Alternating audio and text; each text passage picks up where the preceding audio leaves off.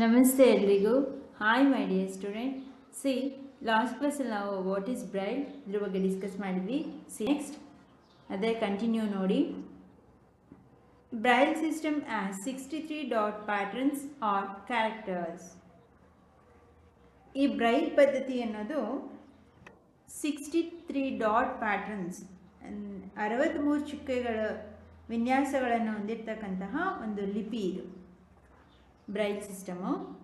Each character represents a letter, a combination of letters, a common word or a grammatical sign.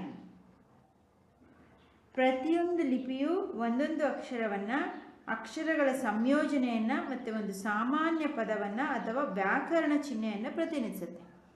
ಇಲ್ಲಿ ನೋಡಿ, ಇದಿಷ್ಟು C ಅನ್ನೋದು ಇಷ್ಟು ಈ ಥರ ಡಾಟ್ ಇರುತ್ತೆ, ಈ ಥರ ಈಕ್ವಲ್ ಲೈನ್ಸ್ ಇರುತ್ತೆ, 2 ಟೈಪು. ಎ ಅನ್ನೋದು ಸಿಂಗಲ್ ಡಾಟ್ ಇರುತ್ತೆ, ಈ ಥರ ಲೈನ್ಸ್ ಇರುತ್ತೆ. ಟಿ ಅನ್ನೋದು 4 ಡಾಟ್ಸ್ ಇರುತ್ತೆ, ಈ ಥರ ಲೈನ್ ಇರುತ್ತೆ. ಇದು ಇಷ್ಟು ಸೇರಿ ಒಂದು ವರ್ಡನ್ನು, ಒಂದು ಪದವನ್ನು ಸಂಕೇತ ಮಾಡುತ್ತೆ, ಒಂದು ವ್ಯಾಕರಣ ಚಿಹ್ನೆಯನ್ನು. ಪ್ರತಿಯೊಂದರಲ್ಲೂ ಇನ್ನು ಸಾಮಾನ್ಯ ಪದವನ್ನು, ಒಂದು ಪದ ಆಗಿರುತ್ತೆ ಇಲ್ಲ ಅದೊಂದು ವ್ಯಾಕರಣದ ಚಿಹ್ನೆ. ಇಲ್ಲಿ ನೋಡಿ, ವ್ಯಾಕರಣ ಇಲ್ಲಿ ಗ್ರಾಮ್ಯಾಟಿಕಲ್ ಆ್ಯಂಡ್ ಅನ್ನೋದಕ್ಕೆ ಇಲ್ಲಿ ನೋಡಿ ಈ ರೀತಿ 3 ಈ ಥರ ಹಾರಿಜಾಂಟಲ್ ಡಾಟ್ ಬಂದು ಇಲ್ಲಿ 2 ಡಾಟು ಮಧ್ಯ ಒಂದಿದು, ಇದನ್ನು ಹ್ಯಾಂಡ್ ಅನ್ನೋದು ಒಂದು ಗ್ರಾಮ್ಯಾಟಿಕಲ್ ವರ್ಡ್. ಕಾಮ ಇಲ್ಲಿ ನೋಡಿ 2 ಡಾಟ್ಸ್ ಇದೆ, 4 ಈಕ್ವಲ್ ಲೈನ್ಸ್ ಇದೆ, ಇದು ಕಾಮ. ಈ ರೀತಿ ಒಂದು ಪದವನ್ನು ಸೂಚಿಸುತ್ತೆ ಅಥವಾ ಒಂದು ಗ್ರಾಮ್ಯಾಟಿಕಲ್ ಒಂದು ವ್ಯಾಕರಣ ಗ್ರಾಮ್ಯಾಟಿಕಲ್ ಸೈನ್ಸ್ ಆಗಿರುತ್ತೆ ಇಲ್ಲ ಅದೊಂದು ಪದ ಆಗಿರುತ್ತೆ. ಏನೇನೆಲ್ಲ ಇರುತ್ತೆ ಅದರಲ್ಲಿ? Each character represents a letter, a combination of letters, a common word or a grammatical sign. ಅದು ಒಂದು ಲಿಪಿ ಒಂದೊಂದು ಅಕ್ಷರಗಳ ಸಂಯೋಜನೆಯನ್ನು ಮತ್ತು ಸಾಮಾನ್ಯ ಪದವನ್ನು ವ್ಯಾಕರಣ ಚಿಹ್ನೆಯನ್ನು ಪ್ರತಿನಿಧಿಸುತ್ತೆ. ಗೊತ್ತಾಯ್ತಾ? Dots are arranged in cells of 2 vertical rose of 3 dots each. ಹೇಳಿದ್ನಲ್ಲ ಆ ರೀತಿ ಪ್ರತಿಯೊಂದರಲ್ಲೂ 3 ಚುಕ್ಕೆಗಳಿರುವಂತೆ 2 ಲಂಬ ಸಾಲುಗಳ ಮತ್ತು 1 ಚೌಕನಲ್ಲಿ ಚುಕ್ಕೆಗಳನ್ನು ವ್ಯವಸ್ಥೆಗೊಳಿಸಲಾಗಿರುತ್ತದೆ. ಇಲ್ಲಿ ನೋಡಿ, ಈ ರೀತಿ ಅಂದರೆ ಪ್ರತಿಯೊಂದು 3 ಚುಕ್ಕೆಗಳಿರುವಂತೆ ಪ್ರತಿಯೊಂದರಲ್ಲೂ 3 ಡಾಟ್ಸ್ ಇರೋ ಥರ, ಅಂದರೆ ಈ ರೀತಿ 3 ಈ ಹಾರಿಜಾಂಟಲ್ ಆಗಿ ಈ ರೀತಿ ಉದ್ದವಾಗಿ ಚುಕ್ಕಿ ಅಥವಾ ಲೈನ್ಸ್ ಈ ರೀತಿ 3 ಚುಕ್ಕೆಗಳಿರುವಂತೆ. ಇಲ್ಲ ಇಲ್ಲಿ ಇದೆ ನೋಡಿ 3 ಡಾಟ್ಸ್ ಥರ 3 ಲೈನ್ಸ್ನ ಹೊಂದಿರುತ್ತೆ ಈ ರೀತಿ ಹಾರಿಜಾಂಟಲಿ. ಅರ್ಥ ಆಯಿತಾ? ವರ್ಟಿಕಲಿ 2 ಲೈನ್ಸ್ ಇರುತ್ತೆ, ಹಾರಿಜಾಂಟಲಿ 3 ಈ ರೀತಿ ಹೊಂದಿರುತ್ತೆ. 2 ಕಂಬ ಸಾಲುಗಳ ಈ ರೀತಿ ಉದ್ದುದ್ದವಾಗಿ 2 ಇರುತ್ತೆ, ಅಡ್ಡಡ್ಡವಾಗಿ ಈ ರೀತಿ 3. ಅರ್ಥ ಆಯ್ತಾ? ಅಲ್ಲಿ ಡಾಟ್ಸ್ ಚುಕ್ಕೆಗಳು ಚೌಕಟ್ಟಿನಲ್ಲಿ ಅವುಗಳು ಆ ರೀತಿ ವ್ಯವಸ್ಥೆ ಮಾಡಲಾಗುತ್ತೆ. Example of dot patterns used in Braille system. ಇಲ್ಲಿ ಕೊಟ್ಟಿರ್ತಕ್ಕಂಥದ್ದು ಬ್ರೈಲ್ ಲಿಪಿಯಲ್ಲಿ ಬಳಸ್ತಕ್ಕಂತಹ ಚುಕ್ಕೆಗಳ ವಿನ್ಯಾಸಕ್ಕೆ ಎಕ್ಸಾಂಪಲ್ಸ್. ಯಾವ ರೀತಿ ಅವ್ರು ಬ್ರೈಲ್ ಲಿಪಿಯವರು ಕಾಮ ಅನ್ನೋದಕ್ಕೆ ಯಾವ ರೀತಿ ಬ್ರೈಲ್ ಲಿಪಿಯಲ್ಲಿ ಏನು ಬರುತ್ತೆ, ಆ್ಯಂಡ್ ಅನ್ನೋದಕ್ಕೆ ಬ್ರೈಲ್ ಲಿಪಿಲಿ ಏನು, ಕ್ಯಾಟ್ ಅಂತ ಬ್ರೈಲ್ ಲಿಪಿನಲ್ಲಿ ಏನು ಬರುತ್ತೆ ಅನ್ನೋದಕ್ಕೆ ಎಕ್ಸಾಂಪಲ್ಸ್ನ ಕೊಟ್ಟಿದೆ. ಓಕೆನಾ? See next, patterns of dots to represent some English letters and some common words are shown below.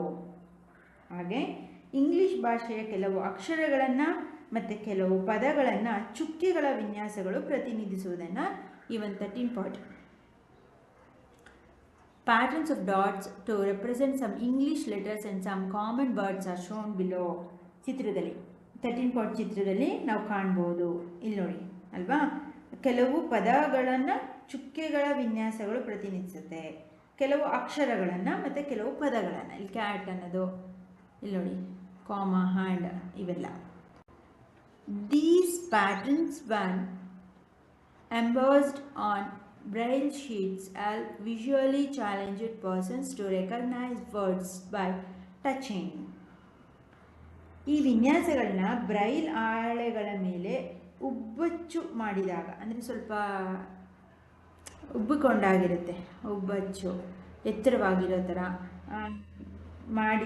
ಮಾಡಿದಾಗ ದೃಷ್ಟಿ ವಿಕಲಚೇತನ ವ್ಯಕ್ತಿಗಳು ಏನಾಗುತ್ತೆ, ರೆಕಗ್ನೈಸಿಂಗ್ ವರ್ಡ್ಸ್ ಬೈ ಟಚಿಂಗ್, ಅವುಗಳನ್ನ ಸ್ಪರ್ಶಿಸುವುದರ ಮೂಲಕ, ಅವುಗಳನ್ನ ಕೈಯಲ್ಲಿ ಮುಟ್ಟು ನೋಡಿದಾಗ ಉಬ್ಬು ತಗ್ಗುಗಳು ಇರುತ್ತಲ್ಲ ಮೇಲ್ ಬಂದ ಹಾಗೆ ಆ ರೀತಿ ಉಬ್ಬುಗಳ ಮೂಲಕ ಅವ್ರು ಸ್ಪರ್ಶಿಸಿ ಅವುಗಳನ್ನು ಗುರುತಿಡಿಯೋದಕ್ಕೆ, ರೆಕಗ್ನೈಸ್ ಮಾಡೋದಕ್ಕೆ ಅವ್ರಿಗೆ ಸುಲಭ ಆಗುತ್ತೆ. To make them easier to touch the dots or raise it slightly.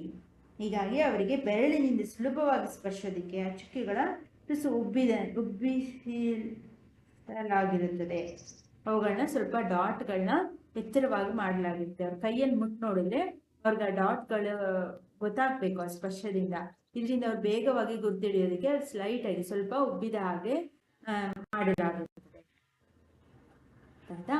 See next, visually impaired people learn the Braille system by beginning with letters, then special characters and letter combinations.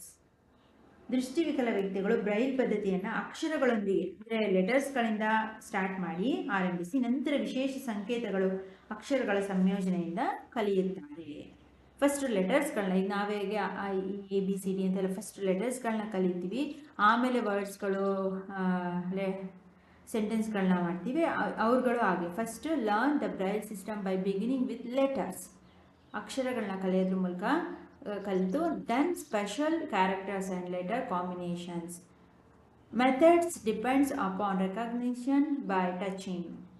ಅಲ್ಲದೇನೆ ಈ ವಿಧಾನವನ್ನು ಅವರು ಸ್ಪರ್ಶದಿಂದ ಗುರುತಿಸುವುದನ್ನು ಅವಲಂಬಿಸಿದೆ. ಅವರು ಏನೇ ಮಾಡಿದ್ರು, ಅವ್ರು ಏನೇ ಕಲಿದ್ರು ಟಚ್ ಮಾಡಿ ಸ್ಪರ್ಶಿಸಿನೇ ಅವರು ಅದನ್ನು ಯಾವುದೇ ಒಂದು ಲೆಟರ್ಸ್ನಾಗಲಿ ಅಥವಾ ವರ್ಡ್ಸ್ ಆಗಲಿ ಕ್ಯಾರೆಕ್ಟರ್ಸ್ ಆಗಲಿ ಅದನ್ನು ಅವರು ಗುರುತಿಸಬೇಕು. Each characters has to be memorised. ಹಾಗಾಗಿ ಅವ್ರಿಗೇನು ಪ್ರತಿ ಲಿಪಿಯನ್ನು ನೆನಪಿನಲ್ಲಿಡಬೇಕು. ಅವರು ಸ್ಪರ್ಶ ಮಾಡ್ತಾರಲ್ಲ ಆ ಪ್ರತಿಯೊಂದು ಲಿಪಿನವರು ನೆನಪಿನಲ್ಲಿ ಇಟ್ಕೊಳ್ಬೇಕಾಗುತ್ತೆ. Braille text can be produced by hand or by machine.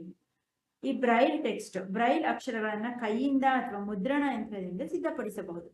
ಅಂದರೆ ನಮ್ಮ ಕೈಯಿಂದ ಅಥವಾ ಮಿಷಿನಿಂದ ಇದನ್ನು ರೆಡಿ ಮಾಡ್ಬೋದು. Typewriter like devices and printing machines have now been developed.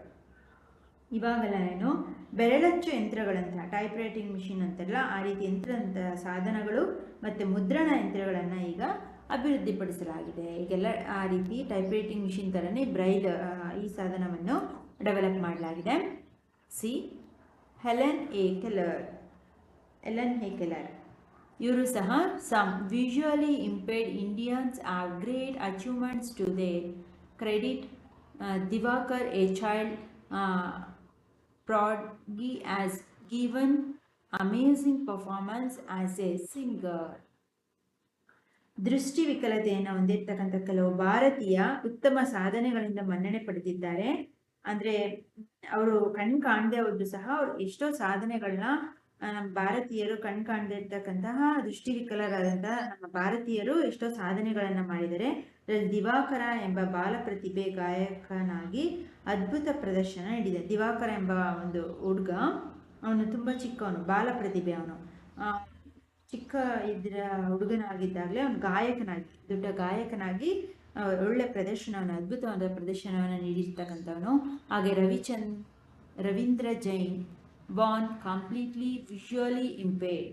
ಅದೇ ರೀತಿ ಹುಟ್ಟಿದಾಗಲಿಂದನೇ ದೃಷ್ಟಿವಿಕಲನಾದಂತಹ Ravindra Jain.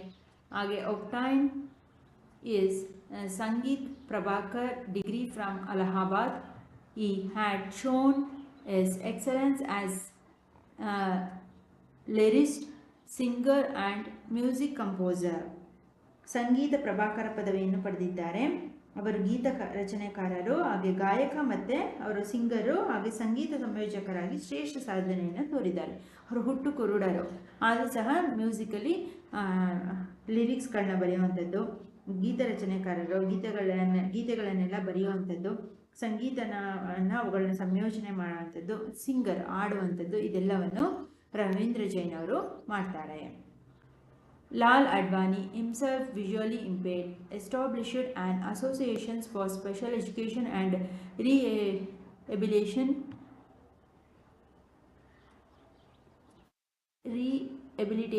of disabled in India. Besides this, he represented India on Braille problems in UNESCO. ಸ್ವತಃ ದೃಷ್ಟಿವಿಕಲರಾದ ಲಾಲ್ ಅಡ್ವಾಣಿಯವರು ಭಾರತದಲ್ಲಿ ದಿವ್ಯಾಂಗರಿಗಾಗಿ ಅಂದರೆ ಯಾರಿಗೆಲ್ಲ ಬೇರೆ ಬೇರೆ ರೀತಿ ಕಣ್ಣು ಕಾಣಲ್ಲ, ಕಿವಿ ಕೇಳಿಸಲ್ಲ, ಅವ್ರಿಗೆಲ್ಲ ವಿಶೇಷ ಶಿಕ್ಷಣ ಮತ್ತು ಪುನರ್ವಸತಿ ಎಂಬ ಸಂಘವನ್ನು ಸ್ಥಾಪನೆ ಮಾಡಿದ್ದಾರೆ. ಇದಲ್ಲದೆ ಬ್ರೈಲ್ ಲಿಪಿಗಳ ಸಂಸ್ಥೆಗಳ ಕುರಿತಂತೆ ಯುನೆಸ್ಕೋದಲ್ಲಿ ಭಾರತವನ್ನು ಪ್ರತಿನಿಧಿಸಿದರು. ಬ್ರೈಲ್ ಲಿಪಿಗಳ ಒಂದು ಸಂಸ್ಥೆಗಳ ಕುರಿತಂತೆ ಯುನೆಸ್ಕೋದಲ್ಲಿ ಸಹ ಇದ್ರ ಬಗ್ಗೆ ಭಾಗವಹಿಸಿ ಅದ್ರ ಬಗ್ಗೆ ತಿಳಿಸಿದ್ರು. Helen A Keller, an American author and lecturer, is perhaps the most well-known and inspiring visually challenged person. ಅದೇ ರೀತಿ ಅಮೆರಿಕದ ಸಾಹಿತಿ ಮತ್ತೆ ಲೆಕ್ಚರ್, ಉಪನ್ಯಾಸಕಿ ಆಗಿದ್ದಂಥ ದೃಷ್ಟಿವಿಕಲರಾದ ಎಲೆನ್ ಎ ಕೆಲ್ಲರ್ ರವರು ಬಹುಶಃ ಅತ್ಯಂತ ಪ್ರಸಿದ್ಧ ಹಾಗೂ ಸ್ಫೂರ್ತಿದಾಯಕ ವ್ಯಕ್ತಿ. ಅವರು ಕಾಣದವರು, ಅವರು ಅಮೆರಿಕದ ಒಬ್ಬ ಒಳ್ಳೆ ಆಥರ್, ಸಾಹಿತಿ ಹಾಗೆ ಲೆಕ್ಚರ್ ಆಗಿದ್ರು. ಇವರು ಸಾಮಾನ್ಯವಾಗಿ ಎಲ್ಲರಿಗೂ ಬಹುಶಃ ಎಲ್ರಿಗೂ ಗೊತ್ತಿರ್ತಕ್ಕಂಥ ಪ್ರಸಿದ್ಧವಾದಂತಹ ಮತ್ತೆ ಎಲ್ರಿಗೂ ಸ್ಫೂರ್ತಿಯನ್ನು ನೀಡ್ತಕ್ಕಂತಹ ಒಬ್ಬ ಶ್ರೇಷ್ಠ ವ್ಯಕ್ತಿ ಹೆಲೆನ್ ಕೆಲ್ಲರ್ ಅವರು. She lost Har site when she was only 18 months old. ಇವರು ಈಕೆ ಯಾವಾಗ ಅವರು 18 ತಿಂಗಳು ಮಗುವಾಗಿದ್ದಾಗ, 18th ಮಂತ್ ಮಗುವಾಗಿದ್ದಾಗ ತಮ್ಮ ದೃಷ್ಟಿಯನ್ನು ಕಳ್ಕೊಂಡ್ರು. But because of her resolve and courage she could complete her graduation from university.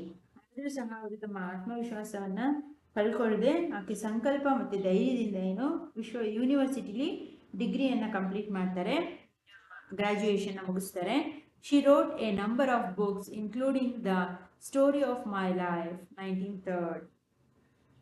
ಹಾಗೆ ಇವರು ಸ್ಟೋರಿ ಆಫ್ ಮೈ ಲೈಫ್, ಅವರದೇ ಒಂದು ಸ್ಟೋರಿ ಆಫ್ ಮೈ ಲೈಫ್ ಎಂಬ ಒಂದು ಪುಸ್ತಕದ ಜೊತೆಗೆ ಅನೇಕ ಕೃತಿಗಳನ್ನು ರಚಿಸಿದ್ದಾರೆ. ಅಂದರೆ ಇವರೆಲ್ಲರೂ ಸಾಧಕರು, ವಿಜುವಲಿ ಇಂಪೇರ್ಡ್ ಪರ್ಸನ್ಸ್ ಆದರೂ ಸಹ ಈ ರೀತಿ ಸಾಧನೆ ಮಾಡಿದಂತಹ ವ್ಯಕ್ತಿಗಳು. ಹಾಗೆ ಈ ಲೆಸನ್ ಆದಮೇಲೆ ಎಲ್ಲ students compulsory what you have learned, ಅಂದರೆ ಈ ಲೆಸನಲ್ಲಿ ಏನೇನು ಕಲ್ತ್ರಿ, ಈ ಒಂದು ಪಾಯಿಂಟ್ಸ್ಗಳನ್ನ every student should be read 1 or 2 times. ಪ್ರತಿಯೊಬ್ಬ ಸ್ಟೂಡೆಂಟ್ಸ್ಗಳು ಇದನ್ನು 2 times ಓದಿ ಸಿಂಪಲ್ ಆಗಿ ಓಲ್ಡ್ ಲೆಸನ್ದು ಪಾಯಿಂಟ್ ವೈಸಲ್ಲಿ ಕೊಟ್ಟಿರ್ತಾರೆ. ನೀವು ನಿಮಗೆ ಎಷ್ಟೋ ಕ್ವಶನ್ ಆ್ಯಂಡ್ ಆನ್ಸರ್ಸ್ ಸಿಂಪಲ್ ಆಗಿ ಆನ್ಸರ್ ಸಿಗುತ್ತೆ. ಹಾಗೆ ಡಿಡ್ ಯು ನೋ ಅಂತ ಲಾಸ್ಟಲ್ಲಿ ಕ್ವಶನ್ ಆ್ಯಂಡ್ ಆನ್ಸರ್ಸ್ ಆದಮೇಲೆ ಇದೊಂದು ಸಿಂಪಲ್ ಆಗಿ ಕೊಟ್ಟಿರ್ತಾರೆ. ನಿಮ್ಗೆ ಗೊತ್ತಿಲ್ಲದೆ ಇರ್ತಕ್ಕಂಥ ಎಷ್ಟೋ ವಿಷಯಗಳು ಇರುತ್ತೆ ನೋಡಿ. Did you know eyes can be donated by any persons as an invaluable gift to visually impaired persons suffering from corneal blindness. The persons may be male or female, of any age, of any social status, using spectacles. ಕಾರ್ನಿಯಾದ ಅಂಧತ್ವದಿಂದ, ಅಂದರೆ cornea ಆ ಅಂಧತ್ವದಿಂದ ಬಳಲುತ್ತಿರ್ತಕ್ಕಂಥ ದೃಷ್ಟಿ ವ್ಯಕ್ತಿಗಳಿಗೆ ಯಾವುದೇ ವ್ಯಕ್ತಿಗಳು ತಮ್ಮ ಕಣ್ಣುಗಳನ್ನು, ತಮ್ಮ ಅಮೂಲ್ಯವಾದ ಕಣ್ಣುಗಳನ್ನ ಉಡುಗೊರೆಯಾಗಿ ನೀಡಬಹುದು. ಅವರು ಲೇಡೀಸ್ ಆಗಿರ್ಬೋದು, ಜೆಂಟ್ಸ್ ಆಗಿರ್ಬೋದು, ಮೇಲ್ ಆರ್ ಫೀಮೇಲ್, ಸ್ತ್ರೀ ಪುರುಷರು, ಅವ್ರ ವಯಸ್ಸಾಗಿದ್ರೂ ಪರವಾಗಿಲ್ಲ, ಯಾವುದೇ ಸಾಮಾಜಿಕ ವರ್ಗದವರಾಗಿರ್ಬೋದು ಅಥವಾ ಕನ್ನಡಕ ಬಳಸುವವರು ಆಗಿರ್ಬೋದು. ಅದೇ ರೀತಿ suffering from any normal disease but not AIDS, ಆದರೆ ಬೇರೆ ಯಾವುದೇ ಏಡ್ಸ್, ಹೆಪಟೈಟಿಸ್ ಬಿ ಅಥವಾ C rabies and or B C rabies, leukaemia, lymphoma, tetanus, cholera, encephalitis, ಈ ರೀತಿ ಇಂತಹ ಕಾಯಿಲೆಗಳೇನಾದರೂ ಇದ್ದರೆ ಅಂತಹವರನ್ನು ಬಿಟ್ಟು ಬೇರೆ ಯಾವುದೇ ಸಾಮಾನ್ಯ ಕಾಯಿಲೆ ಅವರಾದರೂ ಸಹ ಅವ್ರ ಕಣ್ಣುಗಳನ್ನು ದಾನ ಮಾಡ್ಬೋದು. The eyes have to be donated within 4 to 6 hours after death at any place, home or hospital. ಯಾವುದೇ ಒಬ್ಬ ವ್ಯಕ್ತಿ ಸತ್ತು ಹೋದ್ರು ಅಂತಂದರೆ ಅವ್ರು ಸತ್ತ 4 to 6 hours 4ರಿಂದ 6 ಗಂಟೆಗಳ ಒಳಗೆ ಅವರ ಕಣ್ಣುಗಳನ್ನು ದಾನ ಮಾಡ್ಬೋದು. ಅಂದರೆ ಅದಕ್ಕೆ ಅಷ್ಟು ಜೀವ ಇರುತ್ತೆ, ಅಷ್ಟರಲ್ಲಿ ಆಸ್ಪತ್ರೆಗಳಿಗೆ ಕಣ್ಣುಗಳನ್ನ ದಾನ ಮಾಡಿದ್ರೆ ಅವರು ಬೇರೆ ಯಾರಿಗಾದರೂ ಅದನ್ನು ಹಾಕ್ತಾರೆ. A person who wants to donate the eyes may pledge eyes during his or her lifetime to any registered eye bank. He or she should also inform his or her relative about his pledge so that they can take necessary actions after his or her death. ಯಾವುದೇ ಒಬ್ಬ ವ್ಯಕ್ತಿ ತಾನು ಸತ್ತ ನಂತರ ಅಂದರೆ ಬೇರೆಯವರಿಗೆ ಕಣ್ಣನ್ನು ದಾನ ಮಾಡಬೇಕು ಅನ್ನೋ ಆಸೆ ಇದ್ದರೆ ಅವ್ರು ಬದುಕಿರುವಾಗಲೇ ಅವ್ರ ಹತ್ತಿರದಲ್ಲಿರ್ತಕ್ಕಂತಹ ಐ ಬ್ಯಾಂಕ್ಸ್ ಏನಿರುತ್ತೆ ಅಲ್ಲಿಗೆ ಹೋಗಿ ಅಲ್ಲಿ ಅವರು ನೋಂದಣಿಯನ್ನು ಮಾಡ್ಕೊಳ್ಬೋದು. ನೋಂದಣಿ ಆದ ನಂತರ ಅವರು ಗೊತ್ತಿರ್ತಕ್ಕಂಥ ಹತ್ತಿರದ ರಿಲೇಟಿವ್ಸ್ಗೆ, ಅವ್ರ ಮನೆಯವರಿಗೆ ನಾನು ಈ ರೀತಿ ಡೊನೇಟ್ ಮಾಡೋದಕ್ಕೆ ಅಲ್ಲಿ ನೋಂದಣಿಯನ್ನು ಮಾಡಿದ್ದೀನಿ ಅಂತ ತಿಳಿಸಿದ್ರೆ ಅವ್ರಿಗೆ ನೆಸೆಸರಿ ಇದ್ದರೆ ಡೆತ್ ಆದ ನಂತರ ಆ ನೇತ್ರ ಬ್ಯಾಂಕಿಂದ ಅವ್ರು ಬಂದು ಅವರ ಕಣ್ಣುಗಳನ್ನ ತೆಗೆದುಕೊಂಡು ಹೋಗ್ತಾರೆ. You can also donate a Braille kit. ನೀವು ಅಲ್ಲದೆ ಬ್ರೈಲ್ ಕಿಟ್ ಅನ್ನು ಸಹ ದಾನ ಮಾಡ್ತೀವಿ. ಆಯ್ತಾ? ಓಕೆ ಮೈ ಡಿಯರ್ ಸ್ಟೂಡೆಂಟ್, ಇದಿಷ್ಟು ಈ ಲೆಸನ್ ಕಂಪ್ಲೀಟ್